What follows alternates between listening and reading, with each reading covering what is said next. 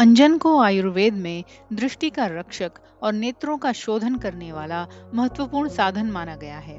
अंजन एक औषधीय लेप होता है जिसे आंखों की ऊपरी पलक पर अंदरूनी सतह पर लगाया जाता है। यह सामान्य सौंदर्य काजल नहीं बल्कि औषधीय प्रयोजन से तैयार किया गया नेत्र उपचार है। आयुर्वेद में इसके दो प्रमुख रूप बताए गए हैं, एक सुहागा, हरताल, गिरी या काजल आधारित औषधीय अंजन और दूसरा विभिन्न जड़ी बूटियों से तैयार किया गया शुद्ध नेत्र शोधन अंजन। दोनों का उद्देश्य आंखों की रक्षा और उनकी कार्य क्षमता को बनाए रखना है। अंजन का मुख्य उद्देश्य केवल आंखों को सजाना नहीं बल्कि नेत्रों का शोधन और पोषण करना है। यह आंखों में दिन भर में जमा होने वाली धूल, कफ, प्रदूषण और सूक्ष्म अशुद्धियों को बाहर निकालने में सहायक होता है। जब अंजन लगाया जाता है तो आंखों में हल्का स्राव उत्पन्न होता है जिससे नेत्रमल बाहर निकलता है और आंखें स्वाभाविक रूप से साफ हो जाती हैं।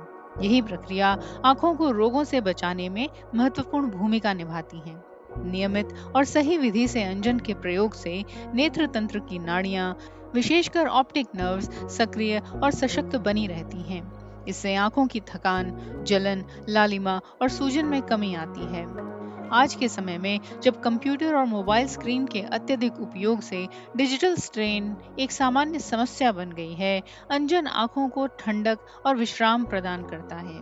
आयुर्वेदिक दृष्टि से यह पित्त दोष को शांत करता है, जो आंखों में जलन, धुंधलापन और कमजोरी का प्रमुख कारण माना गया है।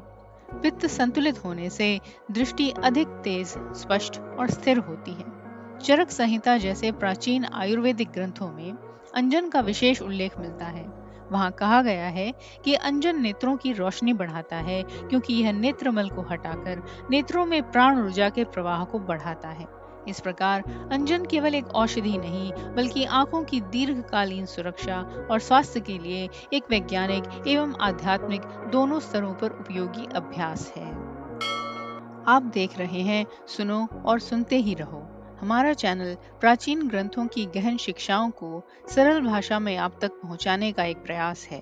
हमारे उत्साहवर्धन के लिए लाइक, शेयर, कमेंट और सब्सक्राइब जरूर करें। यदि आप इस मिशन में सहभागी बनना चाहते हैं तो चैनल ज्वाइन करें और इस यात्रा में हमारे साथ चलें।